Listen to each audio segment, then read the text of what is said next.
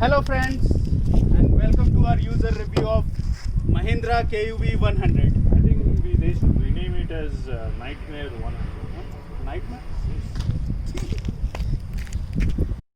Anyways, moving on. Mahindra started with a great front profile with a cheetah inspired, and it looks like a sunglass one. But tell me, Manish, Yeah. is this an SUV or it's like a hatchback?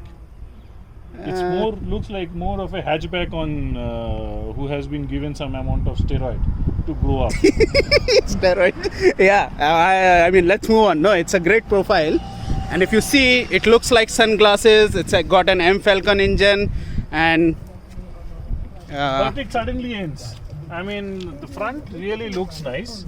It has a cheetah inspired look, but it suddenly abruptly ends. I think the designer, when they started off, they gave too much importance to the front, and then they forgot that they have to bring the car to the end also. And they abruptly, one fine morning, finished it off. yeah. So you mean they started with here?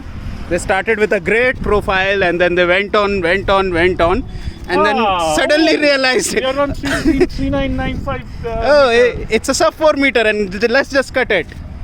Yeah.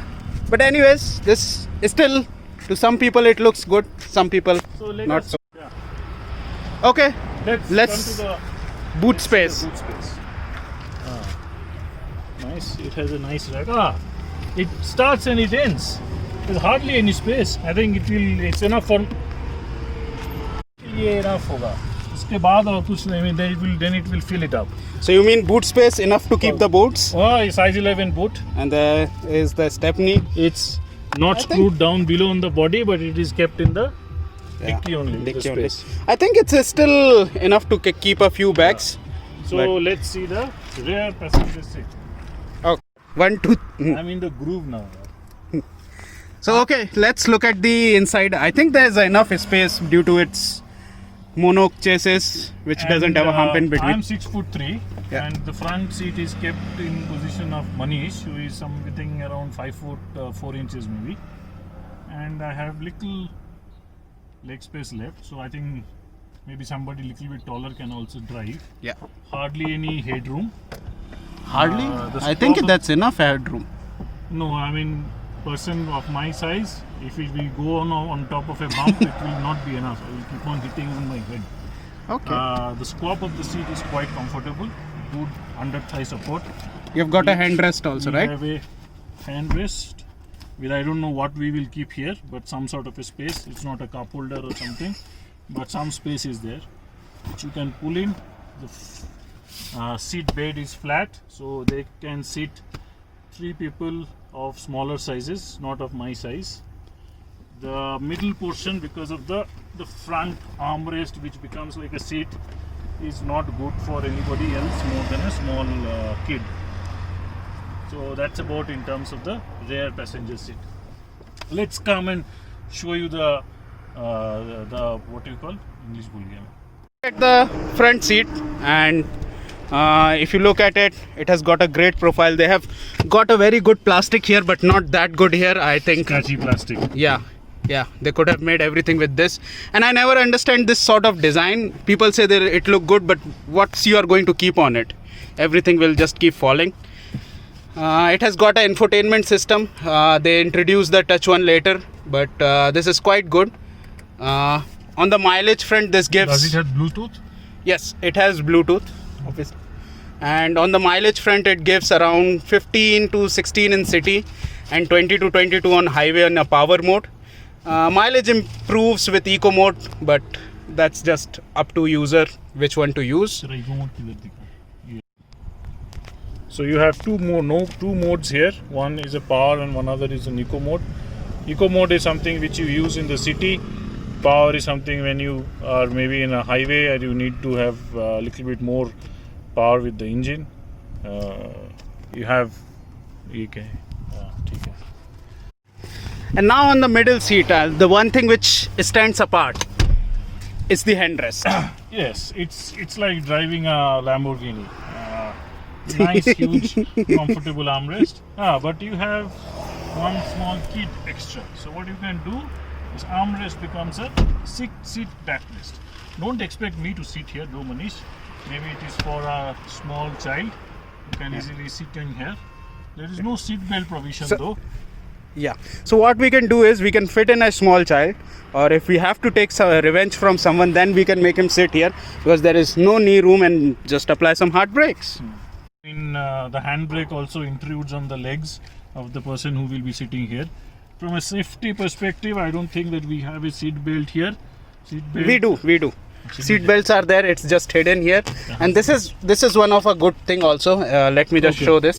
So this is where it gets interesting. So Mahindra has Whoa. made use of it, and you can take it for a shopping, and you can come and keep it back It's like here. a treasure chest. Yeah, and you have got all the seat belts here.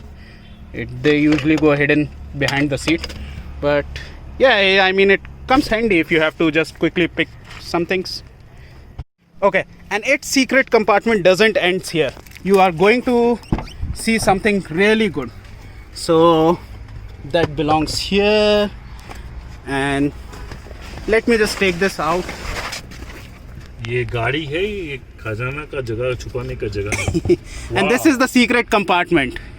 I think you can keep your guns and bottles of beer here. Oh, that's not we have to tell. It's just a secret compartment for keeping Whatever you want to hide.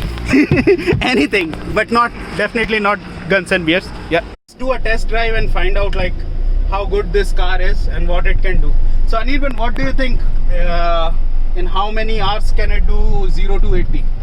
I think it will take maybe couple of minutes. A couple of minutes to reach Okay. 0 to 100 in gear speed. Yeah, so this does have a 3-cylinder engine, but what people forgets, it has got a supercharged turbo with 190 Nm of torque and 77 bhp. So I'm going to test it out. Its engine really roars. And do you have the stopwatch on? So we can test it. I think it will just take 14 to 15 seconds. We are on stationary right now, Yeah, so and- let's see. 1, 2, 3, start. So you can hear how the engine is roaring. I just love it. It's 60. That's fine. It is 80. 12 seconds. How cool is that? So while many people have that, no, it doesn't have power and all, it has got a top speed of 150, 160, but it's not recommended at all. Never drive at that speed. Usually what happens is when it crosses 120, the steering starts becomes quite light, and that's when you feel it that you are losing the grip, whereas the steering should become heavy if it's a good downward force or something, but it doesn't work like that in this. So I think 100, 120, it's a very good speed for this, keeping safety in mind. Anything above 120, you have be careful about it. Yep. Let's try out the KUV 100 in terms of its off-road capabilities. Okay, this is what it's made up of, and that's good why it's a SUV or something. So, and very interesting thing, which I don't think even Mahindra tells everyone or something, but all the KUV owners who are looking at it can definitely try. So all you need to do is, and if you see the road is not that good, I don't know how much camera is picking it up, but definitely it's not that good. And all you need to do is you need to put your car in first gear. You need to leave your clutch, accelerator and brake. So I have done it. I have pulled out completely from my clutch, accelerator and brake. So now if you see this is quite bad road, and we'll just let car do its thing. So we'll just let car do its thing. So it's quite bad. You can see how the steering is moving and all, but the car will not let engine switch off at any cost. Only thing that you need to do, Manish, I think here is that you have to manage the steering. Yes, you only have to manage the steering, no matter how much it's a steep climb or something. And I have gone to Shimla and tested out with this car. It actually works. The car just continues. Wow, this is an awesome feature. Yeah, this is something which definitely makes it stand apart from standing apart, So it's quite bad road right now, but the way it's managing, and I can see there is a big pothole coming up in 1, 2, 3, and I mean you don't even hear it. So let's just let's take to that. There is again a whole, and normally in this case, you know, if there is any other car, Swift or something, they will just switch off. They cannot manage this or something. But over here, it's something just KUV does better than everyone else. It's a small slushy part that's coming up. Yeah. You see, even the car is going nicely on top of that. And then usually what happens is, if you are in a slippery road, with this speed it doesn't slip at all, and you see it manages just like a smooth, like nothing is there. So I'm just turning it. So Manish, you Yeah. are driving this car for how many years? Last 4 years, right? Yeah, it's been last 4.5 years. And you have done quite good amount of long trips on this one also, if I'm not wrong, from Bangalore up till Shimla. Yes. So how has been your experience in terms of driving in various terrains, in highways, in bad road condition and all of that? Okay, so first thing is, like, its gear position and this armrest makes it for a long drive very, very easy. And if you want to see it, how it does it, you need to go on highway. But after a certain speed, it does very good. It's very comfortable. But overall experience, if you ask from Mahindra and how was the service and everything, I've driven almost 47,000 kilometers. So initial was very good. It's a new car when it came out, and I liked it and I took it. But exactly at 20,000 kilometers, I didn't had a very good experience. It's in the initial model, there was a bleeder which was not that well, and that's why the gear used to stuck. And if you go on consumer complaints, and you can still see some of those complaints where its gear is getting stuck, but it was just a small bleeder issue. But what the dealer did with me is they just asked me to replace the entire clutch, and that was not going to resolve any issue, but they insisted. They changed the clutch. They never resolved any issue, and then finally they said, oh yeah, there's a recall and let's change the bleeder. And that's, after that, the experience is very good. If you ask me about the service cost, it's usually 4,000 to 6,000. But once you go to Mahindra, they'll ask you to do certain more things. I mean, for cleaning itself, they'll take 1,000 to 2,000. So they keep on adding, let's do this, which is up to you to say no also. And I think it's always between 6 to 8. You can roughly take it in over here.